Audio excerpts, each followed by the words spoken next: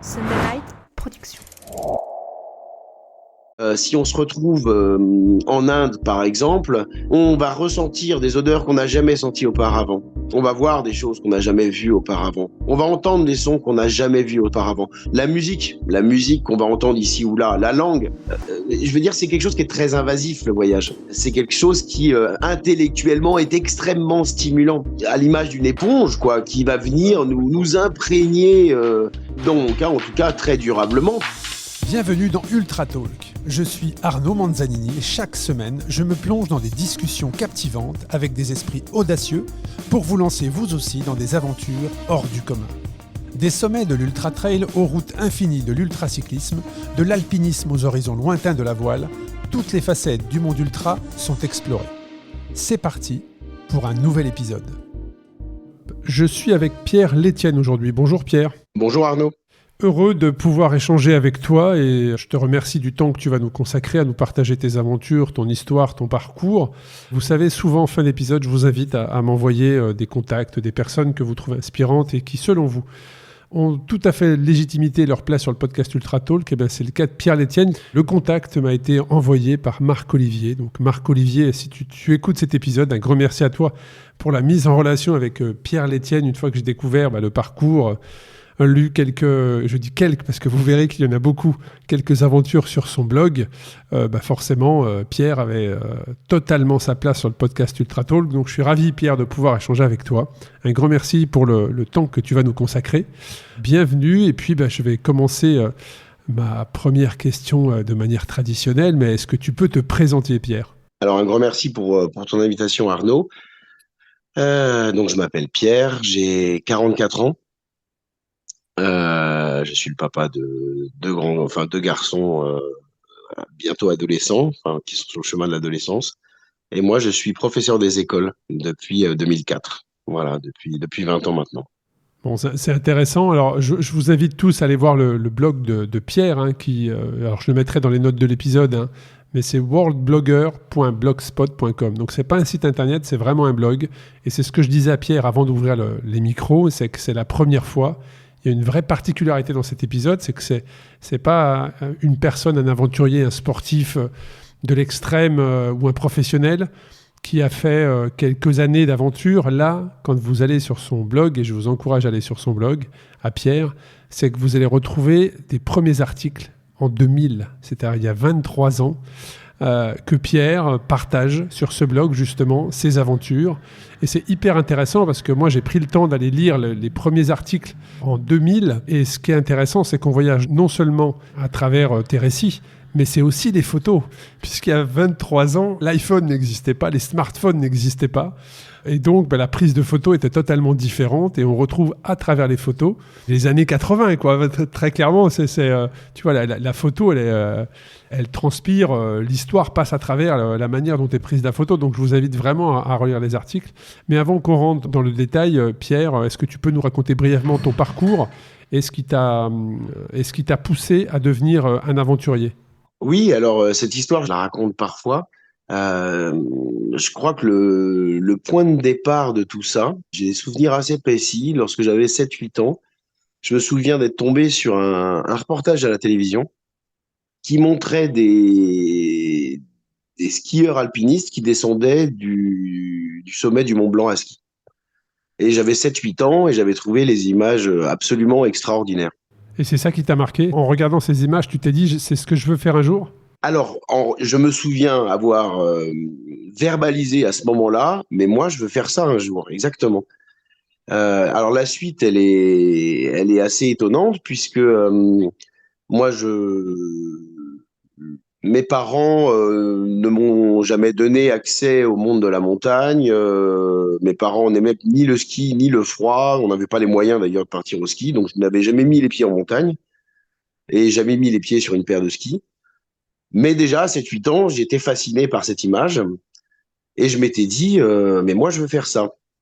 Et puis, le hasard de la vie a fait que je suis parti en classe de neige à l'âge de 10 ans, en CM2, du 26 mars au 6 avril 1989. Je m'en souviens très bien parce que c'est fondateur pour moi, ce séjour. Et en fait, j'ai eu une véritable révélation sur la montagne. J'ai trouvé ça absolument extraordinaire. On avait très peu skié, il y avait pas beaucoup de neige, mais on avait fait de longues promenades dans les alpages, on avait observé les crêtes, on avait observé la faune, la flore. Et pour moi, ce fut vraiment une révélation. Et tu es originaire de quelle région, Pierre ? Moi, je suis en Île-de-France, donc D'accord. je ne suis pas dans une région montagneuse, ouais. Et ma mère était prof dans un collège privé à Paris. Et si bien que je l'ai en fait harcelé, on peut dire, pour que chaque année, je puisse participer au voyage scolaire à la montagne qu'organisait son collège. Euh, Ma mère a cédé assez rapidement et je me suis retrouvé finalement chaque année à pouvoir partir skier avec le collège de ma mère. Et j'ai commencé à avoir un niveau très correct à ski. À cette époque, je faisais beaucoup de vélo, j'avais une bonne condition physique. Et puis, lorsque j'avais 18 ans, je suis passé devant une librairie avec un numéro du magazine Montagne Magazine.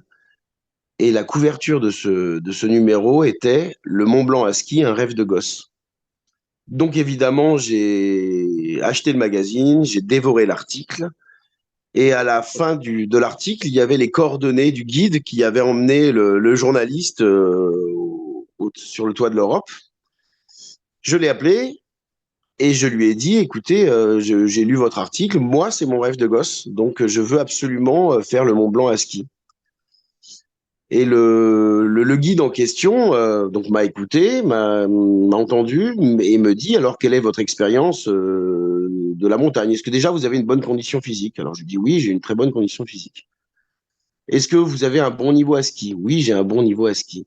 Et quelle est votre expérience d'alpinisme, de montagne? Est-ce que vous avez déjà cramponné? Est-ce que vous avez déjà marché en cordée? Ça, je lui dis non, je n'ai jamais fait ça. Et il me répond, bah, moi, ce que je vous propose, c'est que vous fassiez quelques années votre expérience et puis vous me rappelez, puis on peut programmer ça dans quelques années. Et je raccroche dépité et je le rappelle en disant non, c'est pas possible. Et je lui dis, écoutez, moi, je vais vous embaucher plutôt quelques jours si vous êtes d'accord. Et puis à l'issue de ces quelques jours, vous allez me dire si voilà, si vous êtes, si vous sentez que je peux tenir la route, et ben dans ce cas-là, vous m'emmenez. Et puis il a accepté. Je suis descendu, je l'ai rejoint à Chamonix. On a fait 2 jours d'alpinisme ensemble, donc dans le massif du Mont Blanc. Et à la fin de la première journée, il m'a dit, je t'emmène au Mont Blanc. Et donc ça a commencé comme ça, et j'ai descendu le Mont Blanc à ski. C'était au mois de juin 2000. Et bon, le virus m'a pris évidemment tout de suite, si bien que l'année d'après, je me suis dit, mais moi, je rêve d'aller en Himalaya et j'aimerais bien faire un sommet en Himalaya. Et j'ai contacté donc des agences qui organisent des trekking et des expéditions en leur demandant s'il restait de la place. Ce qui fut le cas sur un sommet au Népal, le Mera Peak, qui est dans une vallée qui est proche de l'Everest. Et j'ai dû un petit peu les persuader aussi, parce qu'ils m'avaient demandé quelle était mon expérience en montagne, et je leur avais dit que j'avais fait le Mont Blanc à ski. Et ils attendaient une suite, et il n'y avait pas de suite, puisque c'était la seule expérience vraiment que j'avais en haute montagne. Et puis finalement, je suis parti avec eux, et ce fut un séjour absolument extraordinaire. Et là, on est en quelle année, Pierre ? On est en 2001. On est en 2001, mais j'aimerais revenir sur le 7 juin 2000. Il se passe Oui. quoi le 7 juin 2000 ? C'est le sommet du Mont Blanc? C'est le sommet du Mont Blanc, effectivement. Donc, juste, je reviens un petit peu en arrière. Tu parles de ce film, de ce documentaire où tu te dis c'est ce que je veux faire un jour. Ensuite, il y a ce livre. Et puis, finalement, comme tu l'as dit, le 7 juin 2000, c'est le jour où tu es sur le toit de l'Europe. Hein. D'ailleurs, tu le décris parfaitement dans ton article. C'est le deuxième article du blog, parfaitement bien. Je vous invite vraiment, parce que les photos, vous verrez, vous allez voyager, ne serait-ce qu'avec les photos. Et tu dis la satisfaction de revenir du toit de l'Europe. Alors, c'est particulier parce qu'on a ce point commun. On a ce point commun d'avoir été tous les deux sur le... Alors, je ne sais pas si on peut dire le toit de l'Europe, tout dépend si on voit la carte à plat ou... Oui, bien sûr. Moi, j'ai été sur le toit de l'Europe, mais au Cap Nord. Donc, j'étais sur le point le plus haut de l'Europe. Donc, si on prend la carte à plat, j'étais sur le toit. Mais toi, effectivement, si on prend le plan en 3D, tu étais sur le toit de l'Europe. Et quand on est là-haut et quand on a rêvé, sur l'article, sur ton site, sur ton blog, tu dis « Nous y restons 15 minutes à méditer, à boire du thé. Puis ensuite, nous entamons la descente. » Il se passe quoi dans ta tête, Pierre, pendant ces 15 minutes ? Est-ce que tu t'en souviens 23 ans après? Bien sûr, je m'en souviens. Alors, accessoirement, je suis allé aussi au Cap Nord, sur l'autre toit de l'Europe. Non, non, bien sûr que je m'en souviens. Euh, alors, beaucoup d'émotions, évidemment. Ça paraît un peu banal de dire ça, mais j'ai versé pas mal de Mais larmes. voilà, ceux qui ont déjà vécu ce genre d'aventure Ouais, savent ce que c'est. Oui, tout à fait. ouais, ouais, j'ai pleuré parce que c'était un moment qui était évidemment extraordinaire. Et je crois me souvenir de ça. Je crois que à cette époque, j'avais donc 20 ans. À 20 ans, on n'est plus un enfant, on n'est plus un adolescent, mais on n'est pas tout à fait adulte parce que j'étais dans mes études. Voilà, je veux dire, tout était encore possible, bien sûr. Et je crois que d'une certaine façon, je le verbalise maintenant. Je le verbalisais probablement pas de cette façon-là à ce moment-là. Mais je crois que à ce moment-là, je donnais une direction à ma vie, en fait, je pense. Voilà. Intéressant. C'est-à-dire que c'était probablement la première pierre des orientations, des choix et de la direction que je voulais donner à ma vie. C'est-à-dire, j'étais probablement en train de devenir l'adulte que je voulais être ou que je voulais devenir. Voilà. Je pense que c'est ça. Ouais, c'est très intéressant. C'est très intéressant. Puis après, tu expliques effectivement qu'il y a cette descente, tous les gens les Américains, les Japonais dans la cabine vous regardent et vous arrivez à Chamonix, les En touristes vous plein été. photographient, voilà, vous traversez la ville traînant vos grosses chaussures de ski avec la satisfaction de revenir du toit de l'Europe. Donc Ouais, bien c'est sûr. là que tout commence quelque part et puis derrière, bon, bah, ça s'enchaîne. Ça Exactement. s'enchaîne, il y a 23 ans d'expédition. Donc derrière, il y a cette envie d'Himalaya. L'envie d'Himalaya est arrivée une fois que tu étais sur le toit de l'Europe, ou déjà quelques semaines avant, dans le cadre de ta préparation, tu t'es dit, bon, ça, le but, c'est de faire effectivement le Mont Blanc, mais derrière, j'aimerais bien. Comment ça s'est enchaîné, cette envie? Ah, les envies, moi j'ai toujours eu plein d'envies. Et je crois que je me suis toujours. Alors, donner les moyens, ça paraît peut-être un peu prétentieux, mais j'ai l'impression d'avoir fait les choix que j'avais à faire pour pouvoir les combler, ces envies.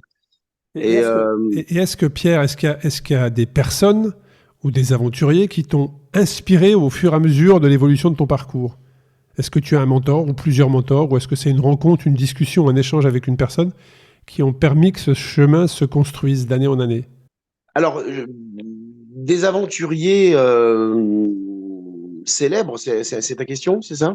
Pas forcément, ça peut être voilà, ce qu'on appelle aventurier. Généralement, on dit un aventurier parce qu'il est célèbre et donc c'est un aventurier, mais tu as aussi Oui, des bien sûr. personnes, t'as aussi des personnes qui sont totalement méconnues et qui font des choses extraordinaires et Bien qui, sûr. de par un échange, une rencontre, une mise en relation, bah, sont vraiment une source de motivation. Je sais pas. Moi, ce que je sais, c'est que lorsque j'ai gravi le Mont Blanc, j'étais animé par une passion de la montagne et du milieu montagnard. Et puis l'année d'après, j'ai voulu me lancer sur des sommets lointains parce que cette envie de voyager, pour moi, elle était très forte. J'ai pas mal voyagé en Europe avec mes parents, mais moi, j'avais envie de pousser ces murs et d'aller le plus loin possible. Et j'ai en fait organisé avec un ami à l'université un voyage en Équateur pour aller sur des volcans en Équateur. Et cet ami en question m'a lâché 3 semaines avant le départ. Il faut savoir Non, un s'adapter et peu plus de trois rebondir. semaines avant le départ. Et à ce moment-là, je me suis dit, je ne veux dépendre de personne pour pouvoir réaliser ce que j'ai envie de réaliser. Et donc, je pense, construit mon petit chemin sans être, en essayant de pas être dépendant des autres, parce que ça avait été une douche froide. D'ailleurs, comment dire, sur l'ensemble de mes voyages, j'ai voyagé en famille avec mes enfants, j'ai voyagé avec des amis, mais j'ai aussi pas mal voyagé tout seul, puisque j'ai besoin aussi à ce moment-là d'être seul aux commandes, entre guillemets, quelle que soit la nature du voyage. Hein, ça peut être des petits voyages de découverte, sans parler forcément d'une grande aventure exceptionnelle. Oui, bien sûr, bien sûr. Mais Et c'est quoi? C'est l'envie d'avancer au rythme que tu décides et ne pas être dépendant justement de quelqu'un d'autre sur un rythme plus vite ou plus lent ou une envie de partir maintenant ou plus tard et juste d'être là où sont tes pieds. C'est-à-dire que tu décides précisément d'être à cet endroit, avec un départ, avec une arrivée, mais en faisant en sorte que ce chemin, ça soit toi qui le gère, Oui, c'est ça. Et puis que sans une autre décision extérieure, on va dire. Oui, voilà, et puis que je sois responsable de mes propres choix. Euh, comment dire, en exagérant un peu le trait, je disais l'autre jour à des amis que quand on voyage à deux, j'ai fait plein de voyages à deux, extraordinaires évidemment, mais le simple fait de demander à la personne qui est en face de soi ce qu'elle va choisir, par exemple au restaurant, c'est déjà ne plus être totalement libre. Vous voyez ce que je veux dire? Ouais, je vois, je vois. C'est-à-dire qu'à ce moment-là, il y a une attention particulière sur quelqu'un d'autre, quelle que soit l'amitié ou l'amour qu'on peut lui porter. C'est pas une question de ça. Mais à ce moment-là, notre liberté individuelle, elle est un tout petit peu grignotée. Et ça paraît un peu exagéré ce que je dis, mais je crois que j'y crois quand même.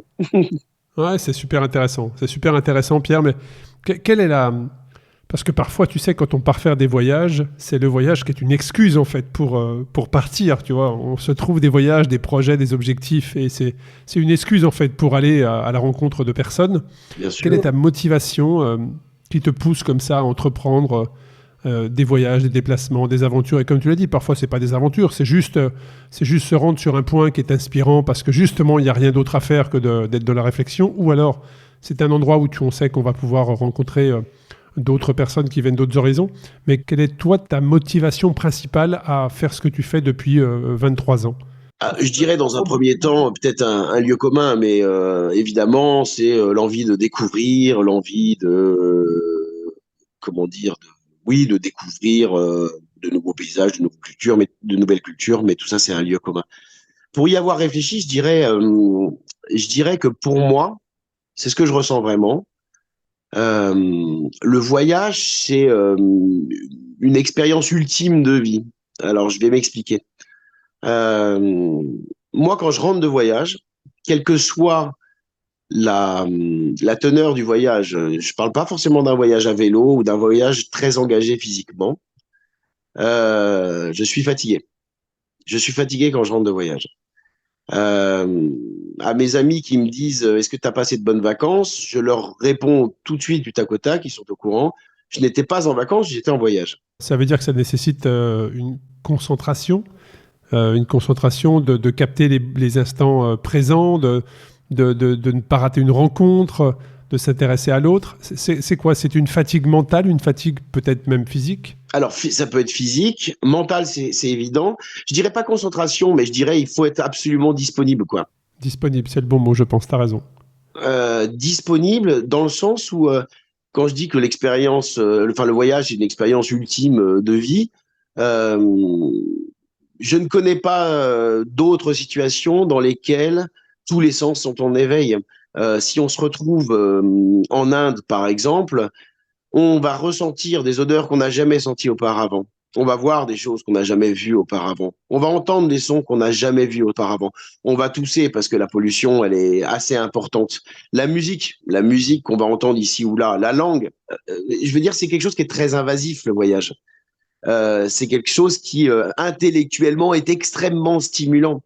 On peut pas, euh, on peut pas réduire le voyage à la simple visite de monuments ou de paysages. C'est quelque chose qui est totalement immersif, totalement invasif et qui, à l'image d'une éponge, quoi, qui va Ouais, venir complètement. nous imprégner très fortement et dans mon cas, en tout cas, très durablement, puisque moi, le voyage ne me quitte jamais, en vérité. Jamais. Alors justement, C'est la première pensée que j'ai quand je me lève le matin et c'est la dernière quand je me couche. Et ça depuis 25 ans. alors justement, j'aurais presque envie de te poser la question sur quel continent tu n'as pas été exploré, puisque c'est vrai qu'on recense quand même beaucoup de déplacements, donc il y a plus de récits dans certains pays que d'autres, mais est-ce que tu as aujourd'hui fait tous les continents? Il y a encore des continents qu'il te reste à faire. Est-ce que tu as fait l'Amérique? Est-ce que tu as fait l'Afrique? L'Asie? Comment se répartissent tes projets? Alors mes projets, ils se sont répartis en fonction de mes tranches de vie. Lorsque je faisais beaucoup de montagnes, je n'en fais plus de la montagne maintenant, mais lorsque j'en faisais, je cherchais des montagnes à gravir. Donc, ça m'a emmené en Amérique du Sud, ça m'a emmené en Himalaya, ça m'a emmené en Afrique, ça m'a emmené en Iran également, ou alors en Europe, en Islande, ou alors au Maroc, même au Maghreb. C'était mon fil conducteur. Ce qui s'est passé, c'est qu'en 2006, j'ai demandé à partir enseigner à l'étranger. Et puis, on m'a proposé d'aller vivre aux Émirats arabes unis, ce que j'ai accepté évidemment, puisque c'était les Émirats arabes unis ou rien. Et mon envie de découvrir et d'apprendre était tellement forte, elle l'est toujours bien sûr, que j'ai accepté sans souci. Et donc là, j'ai vécu, moi, pendant 3 ans au Moyen-Orient. Donc je me suis éloigné des montagnes, mais je me suis aussi, c'est le parcours de vie qui décide, hein, je me suis approché d'expériences que je ne pensais pas vivre ou que je n'espérais pas forcément vivre, qui sont totalement différentes. J'ai pu voyager beaucoup, du coup, en Asie et beaucoup au Moyen-Orient surtout, euh, dans des pays dans lesquels on ne voyage pas beaucoup. En Iran, par exemple, je suis allé 2 fois. Au Yémen, au Pakistan, au Sultanat d'Oman. J'ai fait 7 voyages au Sultanat d'Oman, en Syrie, au Liban. Voilà. Donc ça a été ma tranche de vie Moyen-Orient, qui était assez forte. Puis je suis revenu en France et je suis reparti au Moyen-Orient en 2015, au Qatar, avec ma famille et mes enfants. Voilà, donc quand tu me posais la question de savoir quels étaient les continents ou les pays que je pouvais privilégier, la vie parfois nous réserve des surprises qu'on provoque en général, mais on ne sait pas forcément où est-ce qu'elles nous mènent, ces surprises. Et le Moyen-Orient n'était pas nécessairement coché et j'en ai fait un grand tour pendant plusieurs années avec un immense plaisir de découvrir toutes ces cultures très étonnantes, par exemple. Et aujourd'hui, Pierre, c'est vrai que tu nous expliquais que c'était des tranches de vie. Et aujourd'hui, qu'est-ce qui va susciter l'intérêt de te dire, ah tiens, pourquoi pas un projet dans ce pays ou dans ce continent? C'est-à-dire que si on se dit aujourd'hui, qu'est-ce qui susciterait ton intérêt au point à ce que ça devienne un nouvel article sur ton blog? C'est difficile de répondre à cette question parce que en fait comment dire, ma soif de découverte, on va dire, et de rencontre, elle est intacte. Est-ce que ça se perd vraiment? Est-ce que tu penses que ça peut se perdre, cette soif de découvrir un jour? Moi, je Pas ne la forcément perdrai pour pas. toi, pas forcément pour toi, voilà. Mais est-ce que tu penses que quand on a ce truc d'avoir envie de rencontrer des gens d'un horizon différent, quand on a envie de découvrir des paysages, est-ce que c'est quelque chose qui peut se perdre? J'ai déjà entendu, peut-être que c'est ton cas, mais j'ai déjà entendu des gens qui me disaient, moi, je voyageais beaucoup quand j'étais jeune, mais maintenant, c'est différent. Moi, j'ai toujours refusé ça. J'ai toujours su que lorsque je mettrais le doigt dedans, je ne m'arrêterais pas. Euh, je me suis toujours, tous mes choix ont été orientés vers cela. Mon choix de métier, notamment, puisque je savais que j'aurais du temps pour pouvoir Bien sûr. partir loin et longtemps. Mais aussi, mais ça va même jusqu'au choix de mes véhicules, hein, où j'ai voyagé en fourgon aménagé pendant des années dans toute l'Europe. Moi, j'ai l'impression que ma vie elle est orientée par ça. Donc non, évidemment que ça ne va pas s'éteindre. Mais je crois avoir connu certaines personnes pour lesquelles ça s'était éteint. Alors Atténué. peut-être que le feu n'était pas aussi fort au début, je ne sais Voilà. pas. Ouais, Non, je comprends parfaitement, mais c'est vrai que tu nous parles de ce van aménagé et de ce que j'ai pu lire également, c'est qu'avec ce van aménagé, tu as emmené ta famille au Cap Nord, c'est ça, avec une traversée de l'Europe jusqu'au Cap Nord? ouais, exactement, ouais. En plein été, alors fabuleux, hein. C'est vrai que le Cap Nord, c'est un toit, oui, c'est un bout d'Europe, en tout cas c'est un bout de continent. Bien Moi, je sûr. me souviens parfaitement cette sensation d'avoir eu avec mon vélo dans cette dernière, donc là je peux t'en parler parce que toi tu connais, mais cette dernière montée qui t'amène justement vers le globe, Ouais, qui a un pourcentage assez fort, je mais vois tout à fait. dont les paysages sont, enfin, te marquent à vie. Je comprends parfaitement que tu me répondes, je vois tout à fait, parce que c'est vrai qu'une fois que tu as été dans ce paysage, tu t'en souviens, avec cette sensation d'être sur un bout de continent. C'est assez particulier parce que quand on se met juste sous le globe et qu'on voit cette pointe, ce petit triangle rouge qui pointe vers le toit du monde, on se sent tout petit et on se dit c'est quoi la suite en fait? C'est-à-dire qu'est-ce qu'on franchit le pas? Est-ce qu'on ose aller jusque là-haut? Bien sûr. C'est vrai que c'est un continent, enfin ce sont les pays, hein, les pays scandinaves sont juste magnifiques, magnifiques. Et puis les distances sont énormes. Ils sont énormes, ouais, très clairement. Et moi, alors, bon, je serais tenté de dire que je n'ai pas de préférence, mais euh, à chaque fois que je suis allé dans les pays nordiques, il y a quelque chose qui est vraiment très, très particulier. Alors, partout, c'est particulier. Mais ces immensités de... Alors, moi, j'avais préparé il y a quelques années l'itinéraire pour monter au Cap Nord à vélo. Et puis, les tranches de vie se succèdent et ont fait que, oui, c'était pas forcément possible. Mais j'aurais beaucoup aimé, voilà, faire cette route-là à vélo. Euh, oui, tout ce qui est Grand Nord à vélo, je trouve que alors le Grand Nord à vélo, les forts solitaires, les grands espaces, la nature, si on met tout ça dans une marmite, c'est le Grand Nord qui sort, évidemment, bien Ouais, sûr. non, c'est juste effectivement, les pays scandinaves ont une magie, et comme tu l'as dit, hein, justement, comme ailleurs. Hein, il y a d'autres. Moi, j'ai eu la chance aussi de traverser plusieurs fois les États-Unis. Bon, ben, il y a des endroits où c'est unique au monde. Bah, la Scandinavie, il y a un truc voilà, il y a une ambiance, il y a une particularité. Il y a cette communion aussi avec ces grandes étendues. Ces distances, comme tu l'as dit, qui sont assez impressionnantes. Bien sûr. Et en tout cas, c'était bien de faire partager ça à sa famille, à ses enfants, parce que quand on part parfois, ben, ça veut dire aussi éloignement du cocon familial. Donc là, de pouvoir parfois partager ses aventures, ou en tout cas ses projets, ou de leur faire juste partager ce qu'est un voyage, ça, c'est tout à ton honneur.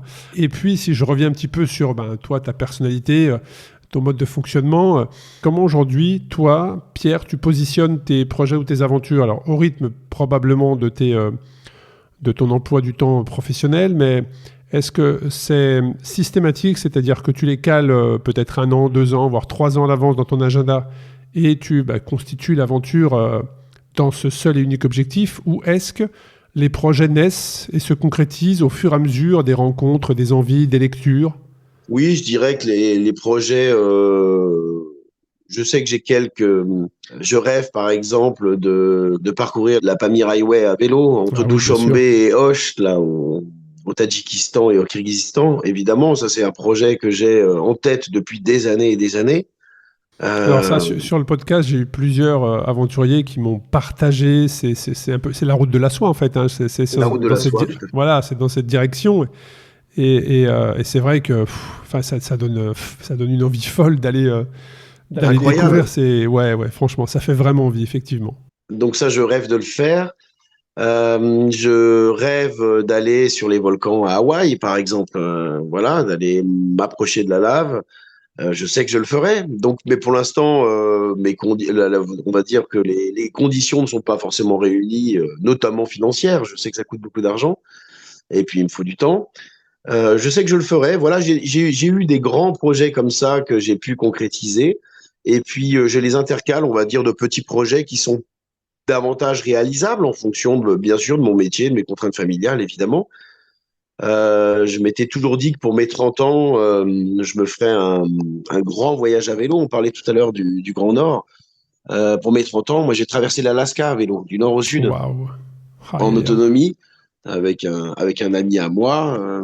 Voilà, ça fait partie des grands projets qui ont jalonné, on va dire, cette vie de voyage ponctuée de plein de petits projets et de tout un tas de choses. Voilà. À quelle période de l'année tu as traversé l'Alaska?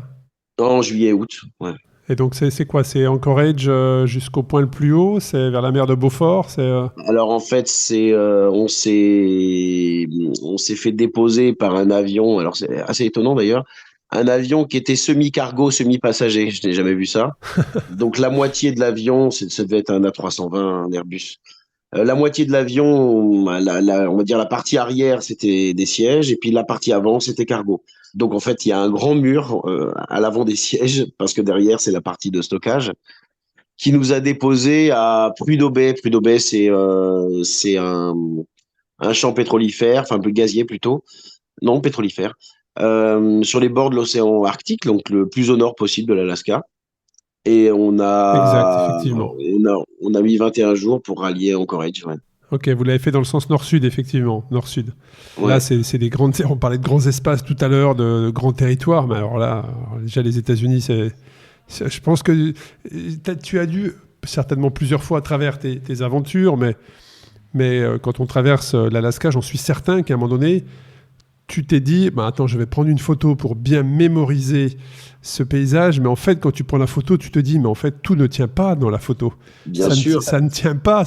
Quand tu montres la photo, parfois, tu es très enthousiaste à l'idée de dire à tes amis avec qui tu veux partager ça, tenez, regardez, je suis passé ici, et quand tu vois la photo, tu te dis, mais en fait, les émotions, le ressenti que j'ai eu, moi, à ce moment-là, à cet instant précis, bah, je le retrouve pas là, en fait, ça ressort pas. Oui, la photo, bien souvent, de toute façon, elle est à 1000 lieues de ce qu'on a pu ressentir en la prenant. Tu dois connaître ça aussi. Ah, clairement, clairement. Et c'est aussi pour ça que moi, j'aime très modestement, mais que j'écris. J'écris tout. Oui, je vois à travers tes blogs, tu écris très très bien. Alors moi, j'ai pas cette chance-là. J'ai pas la chance. Alors moi, je retranscris en vidéo, c'est-à-dire que notamment la dernière Ouais. aventure du Cap Nord, j'ai emmené avec moi deux professionnels, vidéastes et photographes, et le film d'ailleurs, au moment où on va diffuser l'épisode, sera déjà sorti en festival, hein, sur le festival Tous en Selle, où c'est à travers cette vidéo que je vais témoigner, et ça va témoigner un petit peu de cette aventure, mais c'est vrai que sur ton blog, tu écris très bien et tu nous transportes dans tes récits, donc je peux comprendre que toi, cette frustration de ne pouvoir, à travers une photo, partager ce que tu as vécu, je peux tout à fait comprendre que tu aies cette envie de faire cette transmission, on va dire, cette passation d'émotions à travers des mots, très clairement. Oui, oui, c'est ça. C'est-à-dire que je me considère pas du tout comme photographe. J'aime beaucoup faire des photos, mais je me considère pas comme photographe du tout. Je dirais que les photos, moi, elles illustrent un récit, et c'est pas le récit qui légende une photo, tu vois. Ouais, c'est pas l'inverse. Je préfère écrire et puis illustrer avec des photos. Ouais, et à travers toutes tes aventures, tous tes projets, tes rencontres, je sais que c'est une question très difficile, Pierre, que je vais te poser, mais est-ce qu'il y avait un moment particulier, un moment mémorable ou une expérience qui t'a profondément marqué au cours d'un de tes voyages que tu aimerais partager? Pour moi, c'est impossible. Je dirais que c'est impossible puisqu'en fait, Tous les instants sont magiques. Oui, puis moi, je pense on est le résultat de la superposition de tout ce qui nous est arrivé. C'est une très bonne, ouais, C'est c'est une pas bonne un image, événement effectivement. qui m'a construit, moi. C'est ces 25 ans, ces 25 ans de rencontres. Euh, Avant ce blog-là, un site internet. J'avais commencé par un site internet et puis j'ai rapatrié sur le blog. Et j'avais une page entière où je remerciais tous ceux que j'avais croisés. Alors je les nommais si j'avais leur prénom. Parfois, je les décrivais comme étant, je sais pas moi, la petite dame au chapeau dans telle ville ou ainsi de suite. Et j'avais des pages et des pages de noms de gens que j'avais rencontrés qui, à un moment, m'avaient soit donné un coup de main, soit enfin, ils avaient œuvré à ce moment-là pour moi à leur niveau et à leur façon. Mais moi, je peux absolument pas hiérarchiser, c'est pas possible. Alors, s'il y avait une culture, peut-être qu'il y a une culture qui t'a plus fasciné qu'une autre. Moi, je dirais que j'ai un attachement peut-être particulier pour y avoir vécu et pour y avoir rencontré des gens vraiment extraordinaires. Je dirais que c'est le Moyen-Orient et puis l'Iran peut-être en particulier. L'Iran ressort beaucoup, hein. C'est très particulier parce qu'à travers les épisodes du podcast, je sais pas, j'en suis autour. Enfin là, tu vois, ce matin, au moment où on enregistre, j'ai sorti le 271e épisode. Donc ça fait, je suis sur la saison 6, donc ça fait 5 ans que je fais le podcast. Chaque mardi, un épisode, une nouvelle aventure, une nouvelle histoire vraie sort. Et j'en ai rencontré peut-être, je sais pas, il y a peut-être 10-15 personnes qui sont par différents moyens, hein, de locomotion passées en Iran. Ouais. Et tous me partagent la bienveillance de ce pays. C'est assez particulier. C'est très étonnant. Ouais. Ouais, c'est assez particulier, mais c'est vrai que l'Iran ressort énormément, énormément. Alors pour répondre à ta question, peut-être je vais essayer de répondre à ta question à ma façon, mais peut-être que Vas-y. la réponse te conviendra. Je ne retourne jamais dans un pays en général dans lequel je suis déjà allé parce que, alors après, c'est ma logique, elle est peut-être mauvaise pour certains et puis peu importe, c'est la mienne en tout cas, parce que je me dis que à chaque fois que je vais dans un nouveau pays, je découvre d'autres choses que je n'avais pas découvertes avant, ou je ressens des choses que je n'avais pas ressenties avant. Il y a deux pays où je suis allé plusieurs fois et où je retournerai, et ça répondra peut-être à ta question, c'est l'Iran, où je suis allé deux fois, et l'Inde, où je suis allé deux fois et où je retournerai en Inde, c'est une évidence. Qu'est-ce qui t'a frappé là-bas? Qu'est-ce qui t'a frappé en Inde? L'Inde, c'est inimaginable pour ceux qui n'ont pas mis les pieds en Inde. Moi, je plaisante souvent en disant ça, mais en fait, j'y crois. Pour moi, l'Inde n'est pas sur la planète Terre. Voilà, c'est peut-être le seul pays que j'ai visité où on parlait tout à l'heure des sens qui sont mis en éveil, où c'est un tsunami de comment dire de sollicitations sensorielles, intellectuelles. Les codes aussi sont tellement différents des nôtres. Euh, En Inde, l'étonnement, il est à chaque pas. Voilà, la découverte, elle est à chaque pas. Euh, donc c'est très déstabilisant, l'Inde. Très déstabilisant. Alors c'est vrai que j'allais te demander, est-ce qu'il y a une aventure plus qu'une autre qui ont permis de changer ta perspective sur la vie? Bon, moi, très clairement, la réponse est oui. Hein, chacune, peut-être pas chacune de tes aventures, mais en tout cas, elles y ont participé. J'ai beaucoup aimé l'expression que tu disais tout à l'heure. En fait, ce qui te fait aujourd'hui, c'est toutes les couches qui se sont succédées, qui sont tes aventures. Donc, l'Iran et l'Inde ont très fortement participé à ça. Mais quel conseil ou quelle astuce, je ne sais pas, plutôt quel conseil, oui, tu donnerais aux personnes qui le font à plus petite échelle ou qui aimeraient comme ça, qui n'osent pas aujourd'hui, mais qui aimeraient franchir le pas et de se dire, allez, je prends mon sac à dos et je vais à la découverte de ces pays-là?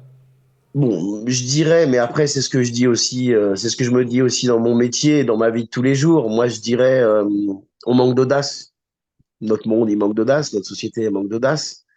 Et l'audace, c'est pas forcément d'être irresponsable. L'audace, c'est de d'oser faire ce qu'on a envie de faire à partir du moment où on ne nuit à personne et que voilà, enfin tout est possible. Et je dirais après, bon, tout dépend de la personnalité, de l'éducation, de notre histoire, de tout ça. Mais moi, on m'a souvent dit, t'as beaucoup de courage de partir à l'autre bout du monde avec un sac à dos pour voyager comme tu le fais. Et je me suis toujours dit intérieurement, alors je ne sais pas si je dois le dire, mais allez, c'est un aveu de ma part, pardon. Mais je me suis toujours dit, moi, sans le verbaliser, mais toi, tu as beaucoup de courage de rester comme ça dans ton quotidien sans avoir d'échappatoire ou de perspective,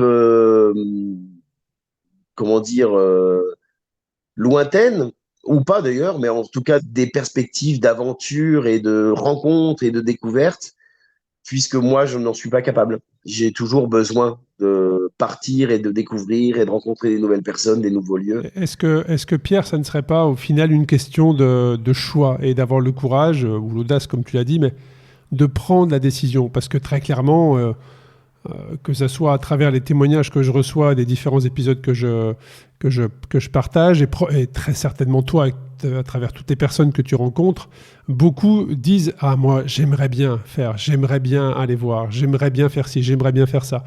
Mais 0,1% des personnes le font. Est-ce que ça ne serait pas une histoire d'avoir le courage, non pas de se lancer dans l'aventure, mais juste de faire le choix et de prendre la décision, de se dire « Allez, je prends un point sur la carte, j'ai toujours rêvé, ou je suis très enthousiaste à l'idée d'aller visiter tel pays ou d'aller rencontrer telle communauté, je vais le faire ». Après, on a tous des contraintes différentes, mais je pense que même une personne, une mère de famille, un père de famille, ou même des personnes qui vivent seules, loin d'ici, en France ou ailleurs, ont la possibilité de vivre des aventures. On le dit souvent des fois sur le podcast, hein, l'aventure est parfois au pas de la porte. Hein. Il suffit pas forcément de traverser la planète pour vivre une aventure exceptionnelle. Mais est-ce que tout ça ne serait pas au final une question de courage, de prise de décision? Alors, oui, la question du choix, elle est centrale, évidemment, mais en allant un peu plus loin, on peut se demander, quand on entend certaines personnes dire je rêverais de faire ci, je rêverais de faire ça, de se demander finalement pourquoi est-ce que ces personnes-là ne font pas ce choix. C'est ça, effectivement, la réponse est très simple au final. Et en fait, moi, je crois quand même que moi, je pense qu'il y a quand même la question de la peur qui joue Ah oui, mais et de la méconnaissance. La la peur et la peur. méconnaissance. Alors la peur, c'est parfois aller se confronter à ses peurs. c'est des souvenirs incroyables. Alors c'est vrai que je vais parler de mes expériences personnelles. Beaucoup m'envoient des messages parfois ou me les envoient pas, mais ça me revient parfois aux oreilles comme quoi je parle beaucoup de mes expériences. Mais le Cap Nord dont on parle, moi j'ai décidé d'aller faire le Cap Nord en plein hiver par moins 45 degrés. D'accord. Pourquoi ? Parce que j'avais peur du froid. Tu vois, j'avais peur du froid. Et je me suis dit, la meilleure manière de... Alors, quand j'ai pris cette décision, je ne savais pas ce qu'était moins 45. Tu vois, je ne savais pas ce que ça représentait. Je l'aurais su, je l'aurais peut-être pas fait. Mais parce que ça pique, comme on dit, tu vois. Mais par contre, j'ai vécu 2 journées à travers les 13 sur lesquelles j'ai été sur le vélo pour aller au Cap Nord. J'ai vécu 2 journées inoubliables, mémorables. Et pour rien au monde, je les échangerais. Alors, par contre, j'ai eu très peur. J'ai eu très froid. J'ai mes signes, on va dire, les petits signaux d'alarme qui se sont allumés dans mon champ de vision. Mais par contre, c'était extraordinaire à vivre. Je regretterais presque si jamais je ne l'avais pas fait, tu vois. Maintenant que je l'ai fait, c'est des moments exceptionnels dans une vie. J'ai eu beaucoup, beaucoup de chance de vivre ça. Oui, mais est-ce qu'aujourd'hui, comment dire, cette volonté de venir se confronter à tes peurs et de les emmener jusqu'au Cap Nord en plein hiver, elles sont le résultat d'expériences vécues, d'une histoire, Ah, entièrement, tu as entièrement raison. de choix et ainsi de suite. Et c'est-à-dire que ces 2 jours dont on va parler, enfin dont tu parles, où tu as eu très froid et très peur, ces 2 jours qui sont fondateurs pour tout l'homme que tu es et l'homme que tu seras demain. Donc, tu me parlais tout à l'heure des conseils qu'on pourrait donner à des gens qui se lancent. On ne pourrait pas dire à ces gens-là, ni toi ni moi, allez au Cap Nord l'hiver, si vous avez froid, vous allez vous confronter au froid. Enfin, je dis nous, excuse-moi, Oui, bien sûr, bien sûr. Non, je mais nous englobe vas-y. là-dedans, mais nous, les voyageurs, les intrépides, on va dire, je ne sais pas.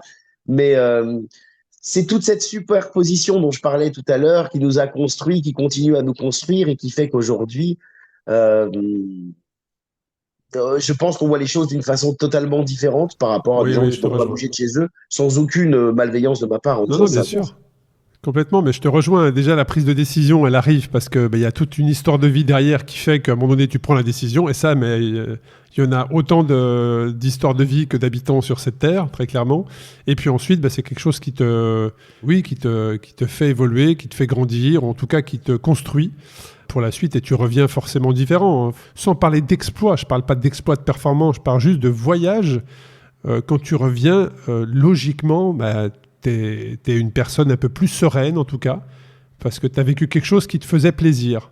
Les gens qui me connaissent bien, ils me disent, mais en gros, hein, ils me disent, t'es marrant, toi tu parles à tout le monde, il n'y a jamais de problème, je veux pas rentrer dans la caricature, mais je pense que je suis un peu comme ça au quotidien. Si j'ai des questions, eh ben, je les pose, et puis si je veux des informations, eh ben, je vais les chercher chez les personnes qui les détiennent. J'ai pas trop de filtre par rapport à ça, tout en étant parfaitement respectueux, c'est pas le problème. Et ça me faisait penser à quelque chose, c'est que il m'est arrivé de raconter que moi, ce que j'adore, par exemple, c'est d'être dans une ville que je ne connais pas. Je n'ai pas de plan, je ne connais pas la langue, je ne maîtrise pas la langue et je n'ai pas de programme à avoir dans cette ville. Ça, moi, j'adore. Et je vais marcher et je vais me promener et je vais rencontrer des gens et je vais tomber sur des choses auxquelles je ne m'attendais pas parce que de toute façon, je ne m'attendais à rien. Bien J'ai eu sûr. ce sentiment très fort en 2005 en Iran, à Téhéran, justement, où j'ai atterri en Iran, j'ai atterri à Téhéran, je me suis retrouvé dans les rues de Téhéran, j'avais pas de guide, tout était écrit en farsi, rien n'était écrit en anglais. J'ai jamais rencontré quelqu'un qui parlait anglais, ou très rarement, et je me suis complètement laissé porter par la ville et puis par les directions que me montraient les rues, les passages, les chemins et ainsi de suite. Et j'ai ressenti un état de bien-être absolu, de n'avoir, comment dire, j'avais rien sous contrôle, je ne contrôlais rien. Voilà. Je me sentais en sécurité, les gens avaient l'air bienveillants, il n'y a pas de problème. Souvent, on me dit, mais comment tu fais pour, est-ce que tu vas trouver où dormir? Je réponds souvent aux gens, les besoins élémentaires de l'humain, c'est dormir, c'est manger. Donc, ces Tout à besoins fait. élémentaires, s'il y a des humains, il y a de quoi dormir, il y a de quoi manger. Tout le reste, après, tout est possible, tout est libre.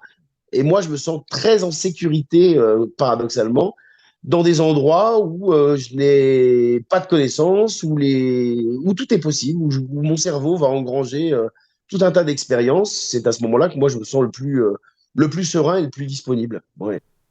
Ouais, en tout cas, c'est un beau partage, une belle philosophie auquel j'imagine beaucoup d'auditeurs adhèrent, ou en tout cas fantasment de raisonner un jour comme ça. Mais tout à l'heure, je t'ai posé la question sur une culture qui t'avait marqué, sur un endroit qui t'avait marqué. Ça peut vraiment être difficile.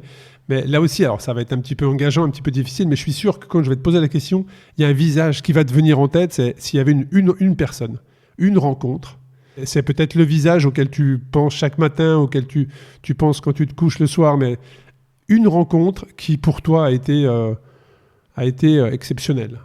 Oui, alors je peux te répondre. Voilà. Non, je peux te répondre.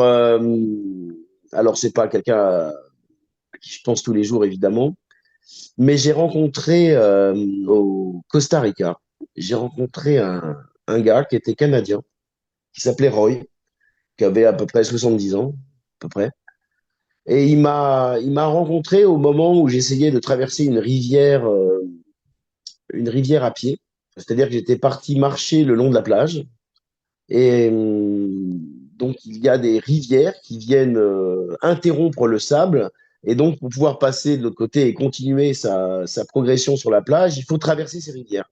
C'est assez chouette comme endroit parce que c'est de l'eau douce, boueuse, justement, qui vient se déverser dans de l'eau salée, de l'eau marine, bien sûr, turquoise. Et ça fait des nuages de boue dans la mer. Enfin, c'est assez étonnant comme endroit.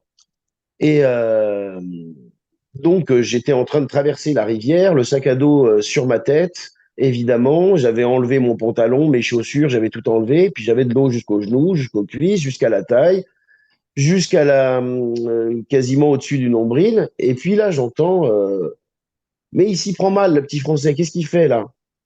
Et là, je tourne la tête et je tombe sur Roy. Roy, il était dans la mer et il avait de l'eau jusqu'aux chevilles. Et il me dit, il faut pas traverser des rivières, faut passer par la mer. Et effectivement, en passant par la mer, on avait de l'eau jusqu'aux chevilles. Et moi, je m'entêtais à vouloir traverser la rivière qui était bien plus profonde que la mer. Et donc, du coup, on a discuté évidemment. Et Roy, c'est quelqu'un c'était quelqu'un d'extraordinaire. C'est une rencontre qui m'a beaucoup marqué puisque c'était quelqu'un qui voyageait tout le temps. Il était commercial avant. Il avait un métier où il avait beaucoup d'engagement. Il voyageait tout le temps et lorsqu'il découvrait un endroit qui lui plaisait, il négociait avec des propriétaires du coin pour pouvoir se construire une habitation sur le lieu et il y restait quelques années. Et là, il avait vécu 7 ans au Cambodge et ça faisait 2, 3 mois qu'il était en Amérique centrale et il cherchait un terrain pour pouvoir se construire une cabane. Il avait été voir des fermiers au Nicaragua, au Guatemala. Là, il était au Costa Rica et il vivait comme ça. Voilà. Et j'avais trouvé que j'étais partagé. J'avais passé 2, 3 jours avec lui. On s'était raconté toutes nos vies et bien plus. Et c'était quelqu'un, c'est ça que j'avais retenu, mais c'était quelqu'un de seul, évidemment, mais c'était quelqu'un de libre, totalement libre. Voilà. Et j'avais trouvé ça assez extraordinaire. Et quand tu dis totalement libre, comment tu pourrais l'exprimer? Ça veut dire quoi totalement libre? Bah, totalement libre, c'est-à-dire aucune attache et il vivait systématiquement et perpétuellement au gré de ses envies. Voilà. La liberté. La La liberté, liberté totale. effectivement. Et cette liberté totale, moi, je crois que j'ai mis un peu de temps à comprendre parce que quand j'étais jeune, je courais après la liberté. Et les voyages, évidemment, étaient je sais pas si c'était des antidotes ou comment dire, en tout cas des éléments de cette liberté, évidemment. Ça l'est toujours, bien sûr, puisque je me sens jamais aussi heureux que quand je suis en voyage et jamais aussi libre que quand je suis en voyage, bien sûr. Mais j'ai fini par comprendre que la liberté totale, exclusive et brutale, on va dire, n'existe pas dans nos sociétés. Sauf pour certaines personnes qui font ce choix-là. C'était le choix de Roy, justement, lui, d'être totalement libre. Voilà. Ouais, c'est une belle rencontre. Très belle rencontre, ouais. Ouais. Une belle C'était rencontre qui un marque. vagabond, on va dire, mais un vagabond mondial, quoi. C'est-à-dire que il se posait là où il se sentait bien. Il avait exploré en 20 ans les 3 quarts de la planète. Et tu es toujours en contact avec cette personne Non, ou pas pas? du tout. Pas du tout. Non, non, c'était une rencontre Une rencontre marquante. éphémère et marquante, ouais. Ouais, ouais. Ouais, Et intéressant. alors, pour le décrire un tout petit peu plus, si j'ai 2 minutes, Vas-y, vas-y, vas-y. c'était quelqu'un qui était profondément écologiste, on va dire. Et parfois, enfin, je pense que tu vas savoir de quoi je te parle. Parfois, il y a les gens qui sont dans l'extrême pour telle ou telle raison. Enfin, en tout cas, moi, c'est le cas. Je n'arrive pas à les rejoindre parce que j'ai pas ce tempérament ou comment dire, ces consciences extrêmes sur certains sujets. Mais c'est des gens qui te poussent à réfléchir. Et lui, il était très proche de la nature. Il se déplaçait que pieds nus. Il ne voulait pas de chaussures et il ne mangeait aucun aliment transformé. Il ne mangeait que des fruits et des légumes et du poisson cru. Il ne cuisait rien. Incroyable. À un moment, je râlais, je me souviens, parce que je me faisais complètement bouffer par les moustiques. Et il m'avait fait une remarque assez intéressante. Il m'avait dit, mais tu veux te débarrasser des moustiques, mais si les moustiques sont là, c'est qu'ils ont une utilité. Donc, ne t'en débarrasse pas, tu vis avec. Ouais, c'est la liberté d'esprit également. C'est-à-dire Oui, probablement. pas de contraintes, pas de stress, quoi. Et si les choses Bien sont sûr. ainsi, c'est qu'elles doivent être ainsi. Voilà. Et moi, je me souviens, il faisait très chaud ce jour-là, et dans mon sac à dos, j'avais une bouteille d'eau, et je lui ai proposé de boire de l'eau. Et il m'a dit non, non, j'ai pas besoin de ta bouteille d'eau. Et puis il s'était accroupi, il y avait un léger filet d'eau là qui coulait entre les arbres et il avait bu à cet endroit-là. Et puis il m'avait fait des remarques aussi qui étaient très drôles. À un moment, on s'était retrouvé sur le bitume et le bitume était bouillant, brûlant évidemment. Donc il marchait dans l'herbe sur le bas-côté de la route. Et puis je le regarde chercher dans le fossé des choses, enfin quelque chose. Et puis je lui dis mais qu'est-ce que tu cherches, Roy? Et il me dit, t'as jamais remarqué, mais sur le bord des routes, il y a toujours une chaussure seule. Il y a toujours une chaussure qui traîne. Et je lui dis, c'est vrai que sur le bord des routes, parfois, on voit, enfin même très souvent, on voit une Tu vois chaussure. jamais la paire de chaussures, effectivement. Voilà. Et donc, il a trouvé une chaussure. Évidemment, c'était la chaussure droite, donc il avait un pied sur l'herbe et puis un pied sur le bitume. Et puis, il continuait à regarder. Et je lui dis, mais tu cherches une autre chaussure? Il me dit, j'en ai trouvé une, je vais en trouver une autre. Et il avait trouvé une chaussure gauche qui n'était pas assortie, évidemment. Et pour pas se brûler les pieds, il était rentré avec les deux chaussures qu'il avait trouvées. Enfin, c'était un vrai personnage, quoi. C'est prendre la vie comme elle se présente, effectivement. Exactement. C'est la totale liberté, comme tu l'as décrit. En tout cas, effectivement, c'est une rencontre. Je t'avais demandé une rencontre marquante, mais la réponse a été à hauteur de ma question très clairement. J'en suis ravi. Et puis, si jamais on devait se projeter sur le futur, sur l'avenir, aujourd'hui, est-ce que tu as des choses qui sont en route, des choses qui vont se concrétiser ou qui sont en phase de projet actuellement? J'ai un voyage en Israël là, qui est prévu bientôt. Ouais. Voilà. Là, pour de la découverte. Est-ce qu'il t'arrive de mener, je dis deux, ça peut être plusieurs, est-ce qu'il t'arrive de mener plusieurs projets, enfin de les faire avancer parallèlement, et puis il y en a un qui sortira plus rapidement que l'autre, et puis les autres s'enchaîneront, ou est-ce que tu restes focus sur une idée, un voyage, et une fois que tu l'as fait, tu prends le temps, j'imagine, hein, les aventuriers généralement ont cette capacité à faire l'aventure, la digérer et repartir. Donc, est-ce que tu es multi-aventure ou est-ce que tu te concentres sur une, tu la finalises, probablement avec l'écriture d'un article sur ton blog, et tu repars sur une suivante? Comment est-ce que tu fonctionnes? Oui, oui, c'est exactement ça. Je considère ce genre d'aventure un peu comme des blocs qui sont constitutifs de ces tranches de vie dont je parlais tout à l'heure. Après, ça dépend aussi de l'ampleur, évidemment, de l'aventure, mais tu connais ça aussi. Mais ça demande de la préparation, la plupart des aventures. Lorsqu'elles sont, par exemple, à vélo ou à pied, il faut aussi savoir où est-ce qu'on met les pieds. Il y a quand même de l'anticipation à avoir, évidemment.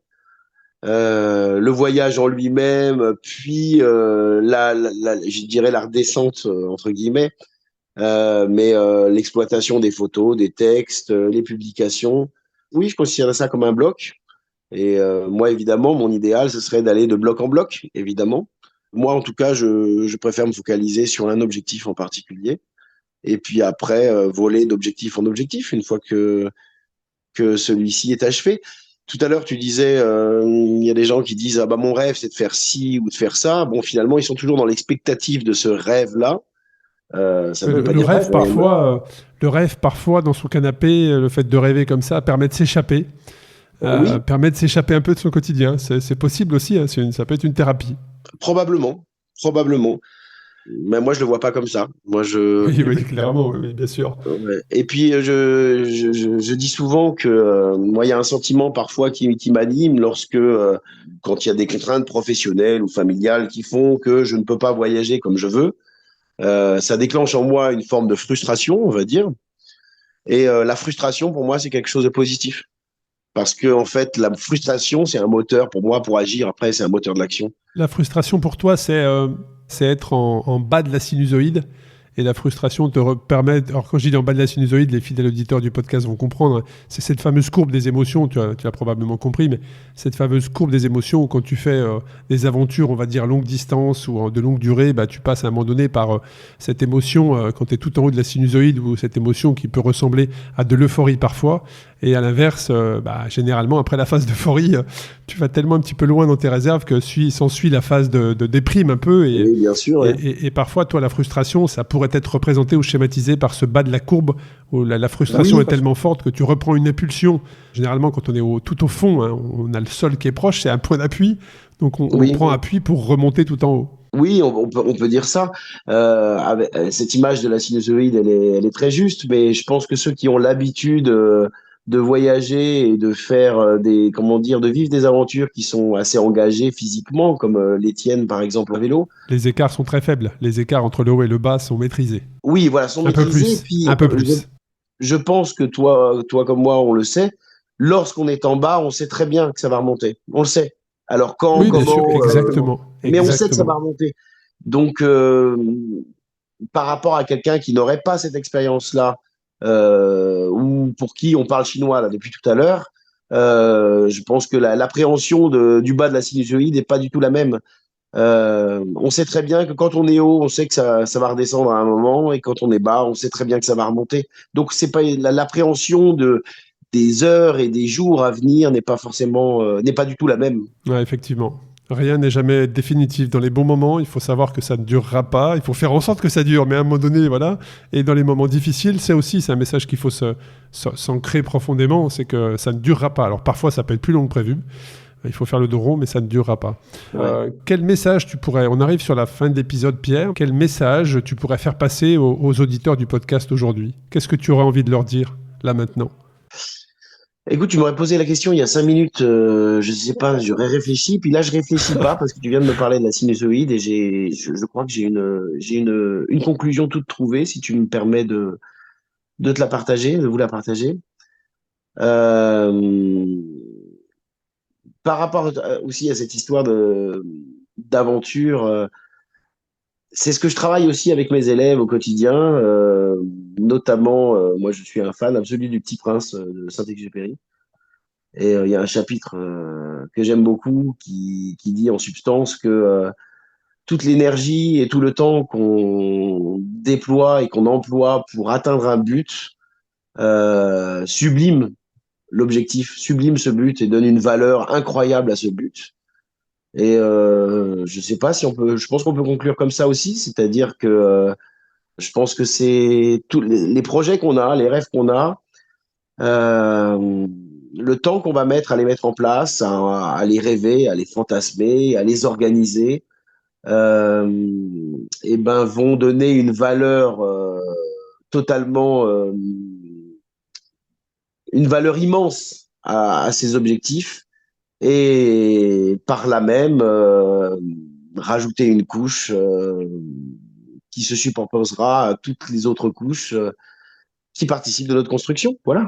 Je ne sais pas si c'est très clair, mais enfin bon. J'aime beaucoup cette image de couches qui se superposent en fonction du temps qui passe et des aventures. Donc, en tout cas, un grand merci Pierre pour cet échange. Hein. Vraiment, je te remercie chaleureusement de ta collaboration et du partage du témoignage que tu viens de nous faire, hein, qui est une véritable philosophie de vie avec de très très belles rencontres marquantes et ça, c'est cette notion de liberté, cette notion d'oser, cette notion que tout est possible transpire à travers le témoignage que tu viens de nous faire. Donc, un grand merci pour ça, Pierre. Écoute, je te souhaite tout le meilleur pour la suite de tes projets, que ce soit à Israël ou ailleurs. En tout cas, Un grand merci, bravo pour ce témoignage. Et puis j'espère un jour pouvoir te croiser, je dis toujours, mais parce que je fais beaucoup de vélo, mais te croiser sur le vélo ou à côté. Un grand merci, Pierre.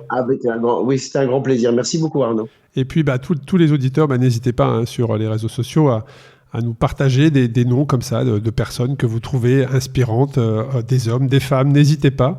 Et c'est avec grand plaisir que je pourrais étudier un petit peu les profils et pourquoi pas, comme l'a été Pierre aujourd'hui, passer sur le podcast parce que, et vous l'aurez compris, et encore plus après avoir entendu son parcours, qu'il est totalement légitime à être sur le podcast Ultra Talk. Un grand merci à vous tous, et puis je vous dis à très bientôt pour un nouvel épisode. Merci beaucoup. Un grand merci, au revoir.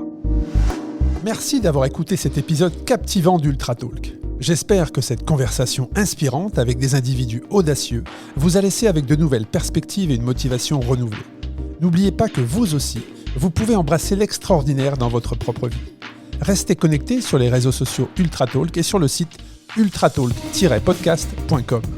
Continuez à vous aventurer et à repousser vos limites. À la semaine prochaine pour un nouvel épisode passionnant d'Ultra Talk.